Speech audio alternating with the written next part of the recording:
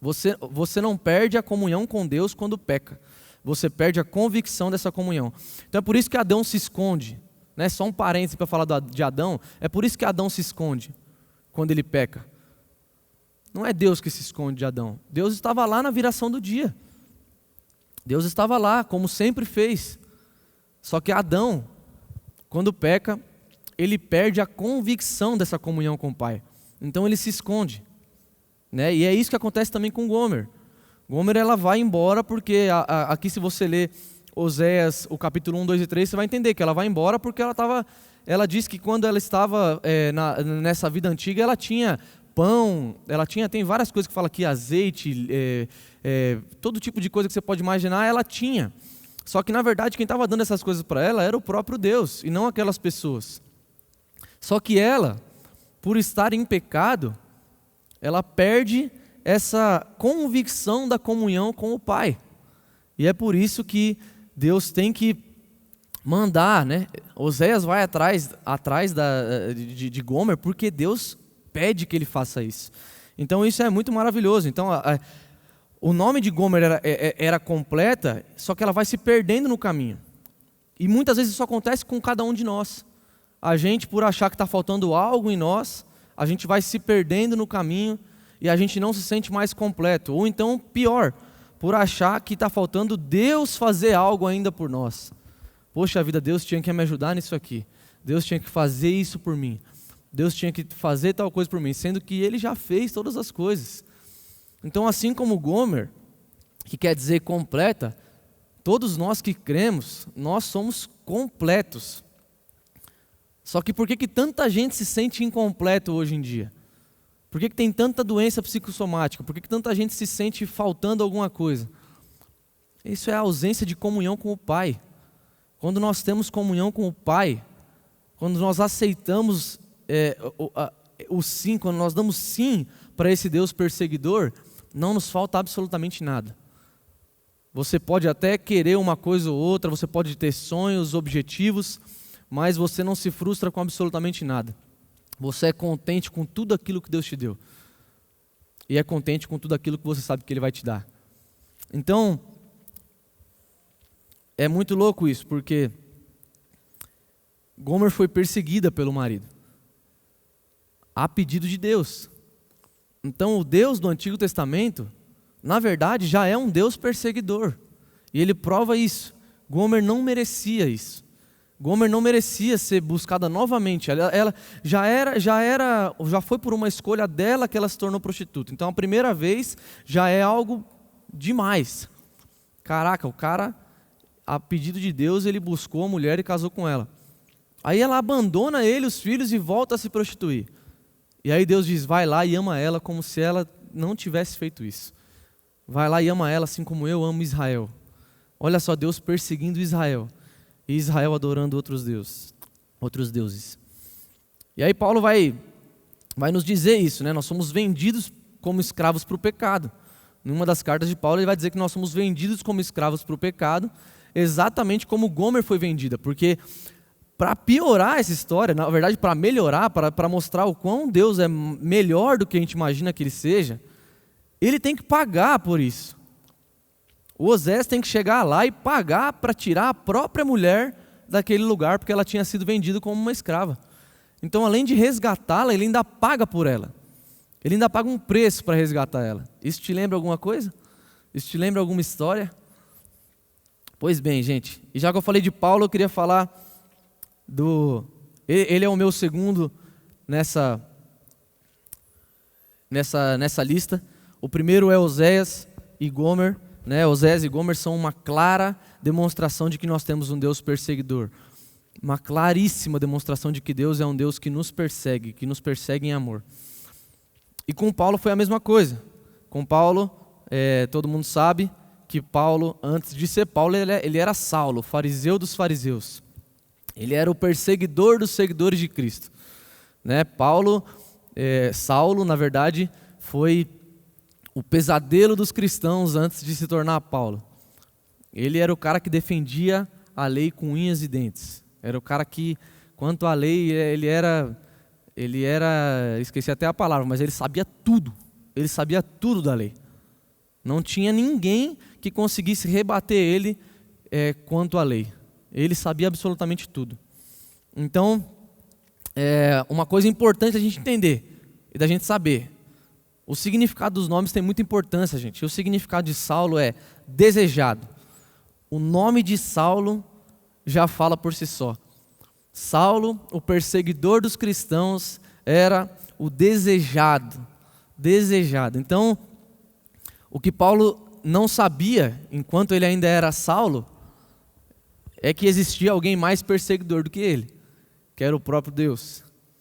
O próprio Jesus tratou de perseguir Saulo, aquele que perseguia os que criam, aquele que perseguia o próprio Cristo, porque se ele perseguia o corpo de Cristo, ele perseguia o próprio Cristo. Só que ele não era o maior perseguidor que existia. Existia alguém ainda mais perseguidor do que ele, que é o próprio Deus. Então, Cristo persegue Saulo, o desejado, até que ele se renda e se torne Paulo. E a história toda você sabe o que acontece, né? Saulo fica cego durante 3 dias, né? Depois vem Ananias, dá para ele as boas novas e ele passa a crer em Cristo e se torna o homem que tornou. Então, a grande verdade é que enquanto Saulo perseguia em nome da lei, ele era perseguido por Deus pela graça. Então, enquanto Saulo perseguia pela lei, ele era perseguido por Deus pela graça. Porque se tinha um cara que não merecia, na justiça do homem, não merecia ser perseguido em amor por Deus, era Saulo. Porque ele perseguia aqueles que criam. Ele perseguia para matar. Era feia a coisa. Então, olha só que legal isso, cara. Enquanto ele perseguia em nome da lei, Jesus perseguiu ele em nome da graça. E ele se rendeu e se tornou um dos homens mais especiais que já pisaram nessa terra e que pregaram o evangelho com tanta força, com tanta convicção e que a gente aprendeu tanto. E beleza, Paulo se rendeu, e agora? Beleza, Tico, Paulo se rendeu, Saulo virou Paulo, e agora, o que acontece? Aí a gente vai lá para 2 Coríntios 5,19. Então, você pode abrir aí na sua casa, 2 Coríntios 5,19. Você vai entender qual que é o próximo passo de alguém que se rendeu. E a gente vai entrar aqui numa história que eu amo demais, cara, amo demais, é maravilhosa. 2 Coríntios 5,19, o Ed já vai colocar aqui atrás para vocês, mas eu vou lendo aqui, ó. Deus estava em Cristo reconciliando consigo mesmo o mundo, não levando em conta as transgressões dos homens, e nos encarregou da mensagem da reconciliação. E isso é maluco, cara, isso é muito doido, porque Paulo, depois de perseguir por tanto tempo cristãos, e de ser perseguido pelo próprio Jesus e ter um encontro com o próprio Cristo, ele é tocado de tal maneira que ele começa a pregar a reconciliação. E aí a gente viaja nisso. Paulo tem 1 milhão de exemplos na Bíblia que a gente poderia usar, mas eu queria falar com vocês, sobre a carta de Paulo a Filemon. Então, cara, eu queria inspirar vocês a ler. Eu não posso ler tudo aqui, apesar de ser só 2 páginas, mas é bastante coisa. Então, se você puder, abre aí na sua casa depois e leia a carta que Paulo manda a Filemon. Né? Paulo, ele intercede por um amigo que ele fez na prisão. Onésimo é um amigo de Paulo, alguém que ele conheceu na prisão, e ele manda uma carta para Filemon para poder interceder por esse amigo Onésimo. Que nome desse Onésimo, né? Onésimo, é demais esse nome. Valentim Onésimo, eu devia ter colocado o nome do meu filho. Vamos focar aqui, gente. Então, nessa carta que Paulo manda para Filemon, que é um grande amigo, ele fala coisas assim incríveis. Então, se você ler lá, você vai perceber que, para resumir a história, Onésimo é um escravo de Filemon. Onésimo é um escravo de Filemon e Filemon é um grande amigo de Paulo. Então, Paulo escreve essa carta pedindo para Filemon, Paulo escreve para Filemon pedindo que ele receba Onésimo, até fui zoar o nome do cara, até esqueci, Onésimo, que ele receba Onésimo como se Filemão estivesse recebendo ele mesmo, Paulo. Então olha que loucura isso, cara. Né? A gente vai poder, eu vou ler só uma partezinha aqui, que não tem como não ler isso, que é o versículo 8. Então é Filemão, versículo 8. Só tem um capítulo. Aí diz assim, ó: por isso, mesmo considerando que tenho em Cristo toda a liberdade para ordenar-te que cumpra o teu dever, prefiro apelar-te, confiado no amor fraternal que há em ti. Paulo, já velho, e agora também prisioneiro de Cristo Jesus, venho interceder a favor do meu filho Onésimo. Ele chama Onésimo de filho, que gerei enquanto estava na prisão. Ele no passado te foi inútil, entretanto agora é útil tanto a ti quanto a mim. Eu o envio de volta a ti como se estivesse enviando o meu próprio coração. Bem que eu gostaria de mantê-lo comigo, para que em teu lugar me servisse nas algemas que carrego por causa do Evangelho. Todavia, não quis fazer nada sem o teu consentimento, para que qualquer favor que venhas a fazer seja fruto da tua espontaneidade e não por constrangimento. É possível que ele tenha sido separado da tua companhia por algum tempo, a fim de que pudesses reavê-lo agora e para sempre, não mais na condição de escravo. Aliás, muito melhor do que escravo, como irmão amado, particularmente por mim, e ainda mais por ti, tanto como amigo pessoal, quanto como cristão. Assim sendo, se me consideras um irmão no Senhor, recebe-o como se recebesses a mim mesmo. Contudo, se ele te causou algum prejuízo, isso aqui não tem condição, se ele te causou algum prejuízo, ou te deve qualquer coisa, lança todo o custo na minha conta. Eu, Paulo, escrevo essas palavras de próprio punho. Eu o pagarei para não mencionar que tu me deves a tua própria vida. Sim, amado irmão, eu gostaria de receber de ti favor por estarmos no Senhor. Reanima o meu coração em Cristo. Escrevo-te na certeza de que me atenderás, confiante de que farás ainda mais do que peço. Cara, Paulo está dizendo para ele perdoar Onésimo, para ele receber Onésimo não como um escravo, mas como um filho, como um amigo. E além de tudo, ele está dizendo, se Onésimo te deve alguma coisa, né, eu não sei qual foi a besteira que ele fez aí, né, se ele está preso aqui, não sei, a gente não sabe, não está escrito aqui, mas ele está dizendo, eu pago.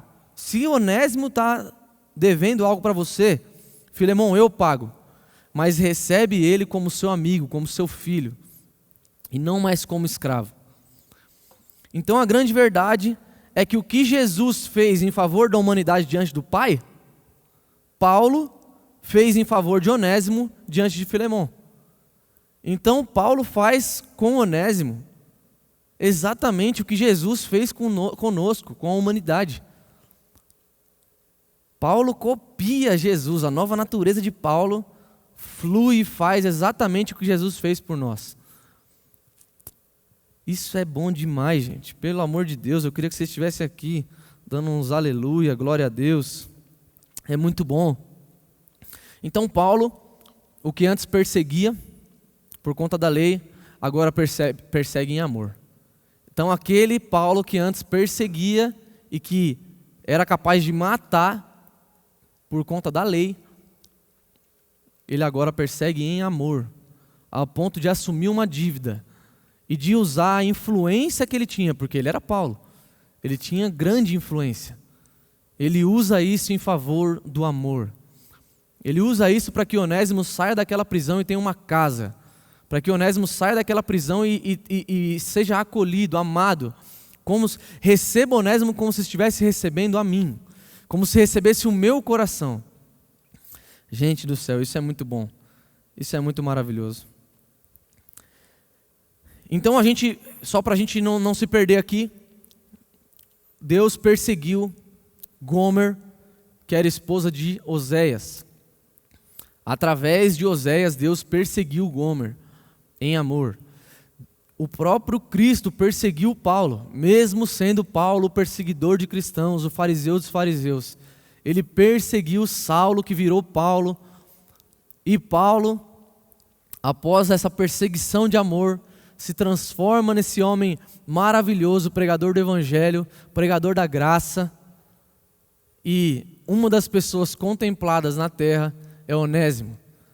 E Filemon também, porque Filemon recebe essa carta e imagina o tanto que ele aprendeu. Cara, que homem é esse? Paulo está me dizendo todas essas coisas e ele está querendo que eu perdoe e que ainda ele vai pagar a dívida de Onésimo. Jesus, só Jesus poderia fazer isso. Aquele que era Saulo se torna Paulo e começa a praticar as boas novas do evangelho. Beleza, o próximo passo para a gente seguir aqui é falar sobre Pedro. Inevitavelmente a gente vai ter que falar sobre Pedro, não tem como. Nós falamos sobre um profeta, sobre uma prostituta que era a esposa do profeta, sobre alguém que perseguia cristãos, sobre alguém que era escravo, Onésimo, e devia, e tem essa conta paga e é recebido por Filemon, com certeza a pedido de Paulo. E agora nós falamos de Pedro, alguém que era um discípulo, alguém que conhecia Jesus de perto, alguém que conhecia Jesus como poucos. Quando a gente fala de Pedro, vocês vão ouvir muito em breve um podcast muito bom do nosso pastor, que vai falar sobre esse assunto, sobre Pedro, sobre como Pedro era. Primeiro, quando a gente fala de discípulo, a gente lembra de Pedro, João e Tiago. São os três e mais os outros, assim, não que os outros não tenham importância, mas é que os três, eles saltam aos olhos, eles são mais falados na história, a gente conhece mais, E Pedro talvez seja o que mais a gente escuta. Ele era o líder dos discípulos, ele era o cara que era o primeiro a responder, era o primeiro a fazer. Pedro foi o cara que cortou a orelha do soldado, Pedro foi o cara que olhou para Jesus e falou: não, você não vai morrer. Pedro foi o cara que disse que não deixou Jesus lavar os pés, porque Pedro ele tinha um problema em ser mais servido do que servir. A gente conhece gente assim até hoje. Tem gente que não sabe ser servido, a pessoa só quer servir. Não, eu quero fazer. Marta, presta atenção, deixa Jesus te servir. Jesus veio para nos servir. E aí Pedro é esse cara enérgico, é esse cara que também com ótimas intenções, tudo isso, óbvio. Ele queria agradar o Senhor, ele queria mostrar que ele estava ali para o que precisasse. Mas esse Pedro também, que tem uma atitude muito importante, e que a gente fala até hoje, quando tantos discípulos vão embora, depois de algumas palavras de Jesus, e aí Jesus olha para os discípulos que sobram e fala: vocês não vão embora? E vocês também não vão? Como é que vai ser? E aí Pedro olha para Jesus e diz: para onde iremos, se só tu tens as palavras de vida eterna? Então esse é o Pedro que eu vou falar aqui agora. Um líder nato, um cara focado em fazer as coisas junto com Jesus. Mas ele ia aprender muita coisa pelo caminho. Eu quero falar um pouco sobre isso. Esse mesmo Pedro, ele traz Jesus, ele nega Jesus 3 vezes, E essa é uma das minhas partes preferidas da Bíblia, com certeza. É algo que me emociona demais quando Jesus explica para Pedro e fala que ele vai negar, até o galo cantar, ele vai ter negado 3 vezes. E quando isso realmente acontece, a Bíblia diz que Jesus procura, após a terceira negação de Pedro, não sei quem é esse homem, não conheço. Jesus procura Pedro com os olhos. A Bíblia diz que havia paixão no olhar. Se você ler os originais, você vai saber que Jesus procura Pedro com os olhos e havia paixão no olhar. Só que Pedro ele não entende o sinal de Jesus. Porque ali, para mim, hoje, que nós temos o Espírito Santo, nós não podemos julgar Pedro nem nenhum outro, porque eles não tinham o Espírito Santo. Nós temos o Espírito Santo. Mas hoje, se eu faço alguma bobagem e Jesus me olha com paixão no olhar, eu já entendi que eu continuo sendo amado e que eu preciso apenas continuar com Cristo, que eu preciso apenas me levantar e bora, não vou cair mais nisso aqui. Eu vou para frente, eu vou com Jesus. Então Jesus, na verdade, ele dá um sinal para Pedro, quando ele olha com amor, quando ele olha com paixão nos olhos, o que ele estava querendo dizer é: Pedro, está tudo bem. Pedro, não tem problema. O seu pecado não muda os meus planos para você. Você me negou 3 vezes, como eu te disse, mas aquilo que você faz não muda aquilo que eu tenho para você e não muda muito menos o meu amor por você. Então é isso que Jesus já está dizendo para Pedro, mas Pedro não entende. Então Jesus, o perseguidor, além de olhar com paixão, já que isso não é o suficiente para Pedro entender, Jesus, a Bíblia vai contar que Jesus, lá em João 21, vai contar que Jesus vai para a praia atrás dos discípulos, e eles estão pescando, e foi uma noite horrível de pesca, e Jesus diz para eles jogarem as redes, né? Tentem jogar do lado direito, e a Bíblia vai dizer que enche de peixe a rede, ao ponto do barco começar a afundar. E nessa hora, o que é mais legal é que Pedro estava sempre fazendo, né? E João é o observador. Então João vai dizer na Bíblia que aquele a quem Jesus ama diz: olha Pedro, acho que é o Senhor. Então João olha para Pedro e fala assim: eu acho que aquele lá é Jesus. E Pedro, ele fica tão maravilhado com isso que ele salta do barco, ele nem espera o barco chegar lá. Ele salta do barco e vai nadando até a praia para encontrar com Jesus. E aí acontecem algumas coisas muito impactantes, que primeiro, quando ele chega lá, Jesus já está com o peixe pronto. Jesus tem o peixe pronto para Pedro comer. Isso mostra que, mais uma vez, Pedro, eu vim aqui, eu estou te perseguindo outra vez e eu vou te servir. Quando você sai do seu trabalho, a sua especialidade é pesca, você poderia preparar o melhor peixe do mundo para mim. Mas quando você sai do seu barco e vem nadando até mim, porque eu vim aqui te perseguir novamente, eu já tenho o peixe para você, peixe e pão. Eu já tenho o alimento necessário. Eu sou o que veio para servir, Pedro. E ali eu acho que deve ter um estralo na cabeça de Pedro, e ele tem realmente um encontro com o arrependimento, porque eu não acredito que Pedro tinha se arrependido naquela hora que ele traz Jesus. A Bíblia diz que ele chorou amargamente, não chorou arrependido. Ele chorou amargamente, ele chorou de dor. Ele chorou, ele sentiu o que ele fez, mas o arrependimento vem pela bondade. E quando Jesus o persegue novamente, na verdade o que ele estava querendo dizer para Pedro é: Pedro, eu vim te buscar, para que você entenda de uma vez por todas que você vai ser aquilo que eu te criei para ser.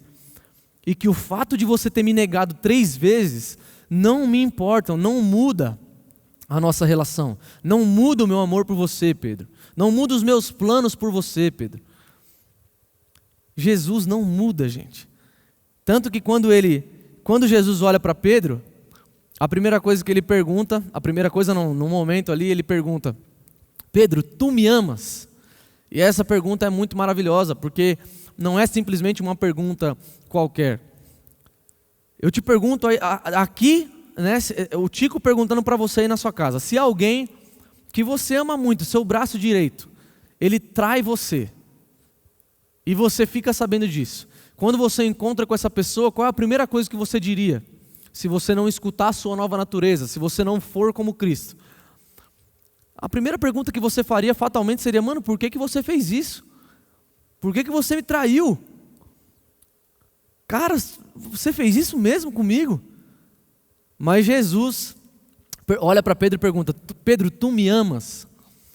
E na verdade o que ele está querendo dizer é que ele pergunta 3 vezes e Pedro diz todas as coisas que a gente sabe, né? Que ama, e depois ele diz: o Senhor sabe de todas as coisas.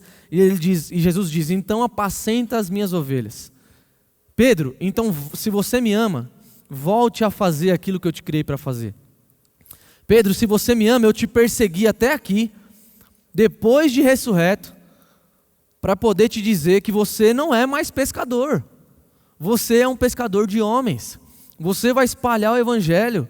Você vai pregar o evangelho para muitas criaturas. As pessoas ainda vão colocar macas perto de onde vai passar a sua sombra, de tanto que o Espírito Santo está em você. E você vai entender isso lá na frente. E Pedro se torna um dos homens mais importantes, dos pregadores do evangelho mais importantes, depois de entender que Jesus perseguiu ele novamente. Jesus vai e chama ele quando é para ser discípulo. Jesus vai e explica para ele a vida inteira, durante todo o tempo que eles andaram juntos, que não é você que vai me servir, Pedro, sou eu que vim para te servir. E depois de Pedro negar Jesus, Jesus ainda vai atrás de Pedro, mais uma vez para dizer: Pedro, você precisa entender quem eu sou. Você precisa entender que você é amado. Você precisa entender quem você é. E você precisa entender que não é o que você faz ou deixa de fazer que vai mudar a minha relação contigo. Pedro, tu me amas? Então isso é maravilhoso. E Jesus termina dizendo: segue-me. Né? Uma das últimas palavras desse capítulo, o finalzinho lá do livro de João, do Evangelho de João, ele vai dizer: segue-me, vem comigo. Então é quase que Jesus indo pegar Pedro pela mão. Quase não, é isso, literalmente. Então Jesus vai e pega Pedro pela mão. E Pedro se torna o homem maravilhoso que é. E para encerrar, falamos de personagens diferentes, de épocas diferentes, em contextos diferentes. E para encerrar eu falo de Davi.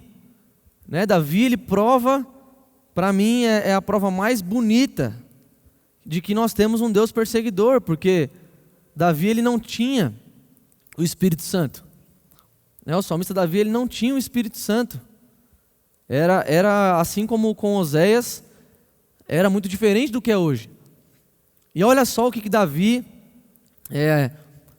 que ele entendeu que ele era perseguido por Deus em amor. Olha só o que ele escreve lá no Salmo 139, do 7 ao 12. Salmo 139, do 7 ao 12.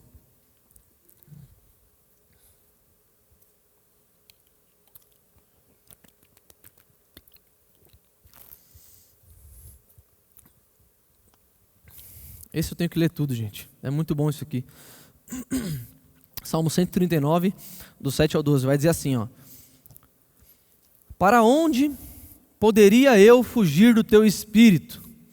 Para onde poderia correr e escapar da tua presença? Se eu escalar o céu, aí estás. Se eu me lançar sobre o leito da mais profunda sepultura, igualmente aí estás. Se eu me apossar das asas da alvorada e for morar nos confins do mar, também aí tua mão me conduz, tua destra me ampara. Se eu cogitar, abre aspas, as trevas ao menos haverão de me envolver, e a luz ao meu redor se tornará em noite, fecha aspas. Constatarei que nem as mais densas trevas são obscuras para o teu olhar, pois a noite brilhará como o meio-dia, porquanto para ti as trevas são luz. Olha o que Davi está falando, que não importa onde ele for, não importa onde ele vai, Deus lá está.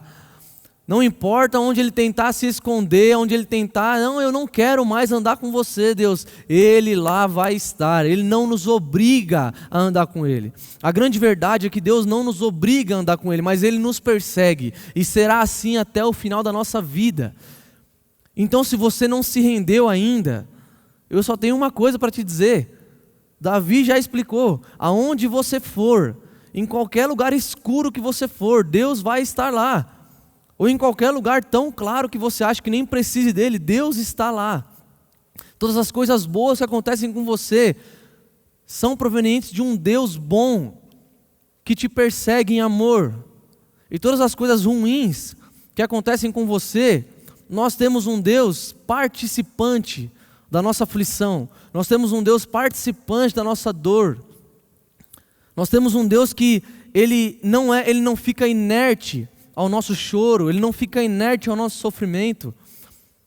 Não, Ele nos perseguiu para que a gente vivesse juntos, como uma só carne, como um só espírito, como um só mesmo. Eu sou um com Cristo, o Espírito Santo mora em mim, eu moro em Cristo, eu estou inserido em Cristo, e Cristo assentado à direita do Pai, e o Pai está satisfeito em Cristo, e eu estou em Cristo, e o Espírito Santo está em mim. Você consegue entender isso? Deus perseguiu Gomer através de Oséias. Através de Oséias, Gomer foi amada, mesmo não merecendo. Deus persegue Saulo, o próprio Jesus persegue Saulo. E aí Saulo vira Paulo, e a história de Paulo todo mundo ama, porque é um grande exemplo para nós, é um grande professor da fé. E aí ele mostra para nós na prática como é libertar um escravo e tornar um escravo alguém da família. Onésimo, que era um escravo, se torna alguém da família por intermédio de Paulo, porque Paulo entendeu que agora, ele que fora perseguido por Cristo, ele se torna um perseguidor do amor, ele se torna aquele que persegue em amor. E ele olha para Onésimo e ele poderia falar: Onésimo, não tenho nada a ver com isso. Você que se vire, Onésimo. Você que fez essas coisas, você que se vire. Mas não, eu fico imaginando Paulo se lembrando e retomando na cabeça dele tudo que Jesus fez por ele, né? Onde abundou o pecado, superabundou a graça, a ponto dele dizer que tudo que ele conhecia de lei não valia de mais nada, considero tudo perda. Diante dos olhos de Jesus ele considerou tudo perda. E aí ele olha para Onésimo e consegue fazer com Onésimo o que foi feito com ele. Aí Pedro, discípulo de Jesus, o líder, ele erra com Jesus. Ele nega Jesus na hora que, teoricamente, os amigos a gente percebe na hora que o bicho está pegando. Aí você vê quem está com você para valer. Além de comemorar suas vitórias junto, é aquele que enxuga suas lágrimas. Não é o que Pedro faz com Jesus. Mas Jesus não deixa de perseguir Pedro. Jesus não deixa de perseguir Pedro por causa das atitudes de Pedro. Ao contrário, ele vai até a praia para mostrar o quanto ele ainda ama e o quanto nada mudou. Imagina só, na cabeça de Pedro ele pensando: que hora será que ele vai perguntar sobre a traição? E Jesus não pergunta. Jesus só pergunta se ele ama. Jesus só pergunta se ele ainda ama. Porque é isso que importa. Não é a sua performance, não é o que você pode entregar para Deus, não é a quantidade daquilo que você pode entregar para Deus, mas é o seu coração amando ao Senhor, porque você entendeu que primeiro você foi amado. E a gente finaliza com Davi, um salmista, o salmista Davi, explicando para nós que não tem onde a gente ir. Desista de fugir do Senhor. Desista de fugir de Jesus. Talvez você está vendo essa celebração com alguém da sua família que te convidou. Talvez você esteja aí na sua casa, o seu coração está queimando, você não sabe o que é isso. Talvez você está dentro de você sentindo uma coisa esquisita, mas uma vontade de chorar, um alívio, um abraço, algo que você nunca sentiu. Esse é o mesmo Jesus que eu contei aqui, o mesmo Deus perseguidor, o mesmíssimo que perseguiu todas essas pessoas, está perseguindo você. E até você se render, até você dizer sim, até você falar sim, eu aceito, Ele vai te perseguir. Porque existe um vazio dentro do seu coração, existe um vazio dentro de cada ser humano que existe na terra, que tem exatamente o tamanho de Jesus. Existe um vazio dentro de nós que só Jesus pode preencher. Você pode ganhar todo o dinheiro do mundo, você pode ter um casamento maravilhoso, você pode ter uma família boa, ter o emprego dos seus sonhos, você pode ter conquistado tudo que você queria, você pode estar muito melhor do que até o que você imaginou, mas você sabe do que eu estou falando. Existe um vazio dentro do seu coração, lá no fundo, que ninguém pode preencher, mas que por muitas vezes você sentiu vontade, você sentiu um anseio, e você está sentindo isso de novo agora. Esse anseio pelo Senhor. E esse anseio pelo Senhor é gerado por Ele. Ou seja, não é você que está indo até Jesus. É Jesus vindo até você, mais uma vez. Então eu te convido, meu irmão. Se você está sentindo isso aí na sua casa, eu te convido a fazer essa oração comigo. Eu te convido a repetir as palavras que eu vou falar aqui. Esse é o momento para você entregar a sua vida para Jesus. Ainda que você esteja sozinho na sua casa.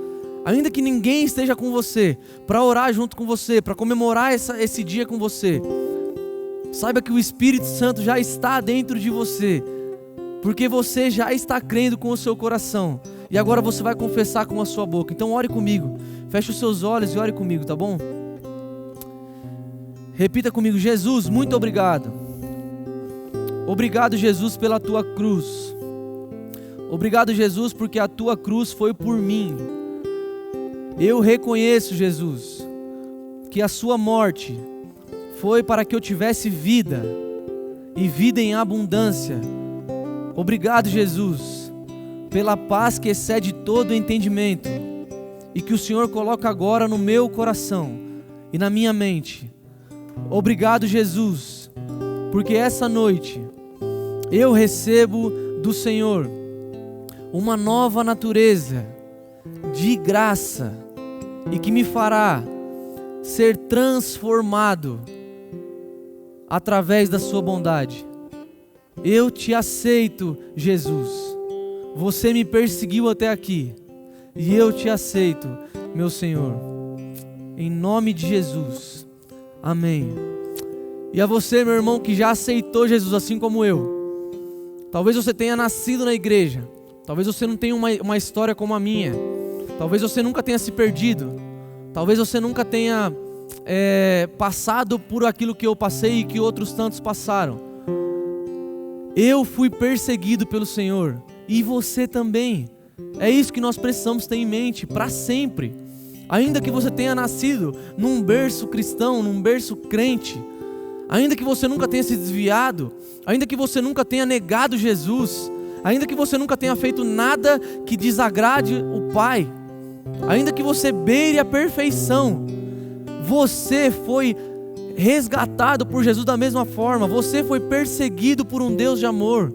Não existe nenhum ser humano na terra que tenha conseguido ir até a salvação. Todos nós somos perseguidos por um Deus de amor. E é por isso que esse Deus não é um Deus que envia coronavírus. Esse Deus não é um Deus que envia doenças, pragas, dívidas, pobreza, fome. Esse Deus não é um Deus, o nosso Deus não é um Deus que pune. Ele puniu Jesus. Jesus escolheu morrer por nós, escolheu ser o sacrifício que era necessário para que eu e você, a gente pudesse juntos ter a certeza de que nós somos amados pelo Pai e de que nós somos perseguidos até sermos encontrados, até sermos achados e até a gente dizer sim para Ele. Essa é a nossa vida, meu irmão. Essa é a nossa vida. Essa é a nossa vida. A gente vai cantar uma música agora aqui. Eu queria que você cantasse essa música com todo o amor do mundo, com toda a certeza do mundo de que você é filho de um Deus perseguidor e que não importa os lugares mais escuros que você já tenha andado ou que você vá andar um dia, Ele vai te achar. E eu não digo só de lugares escuros da terra, eu falo de lugares escuros aqui dentro. Se você está mergulhado em depressão, se você está mergulhado em síndromes de ansiedade, qualquer outra coisa, Jesus te cura agora, em nome de Jesus. Recebe isso, meu amigo. Ele está com você nessa. Jesus quer te curar, Ele está com você. Ele te perseguiu. Ele tem mais interesse na sua felicidade do que você mesmo. Ele tem mais interesse na vida abundante que Ele criou para você do que você mesmo. Os pensamentos dele são de paz. E eu queria que você terminasse essa noite com essa certeza. Com essa certeza. E cante isso. Cante com todo o seu coração.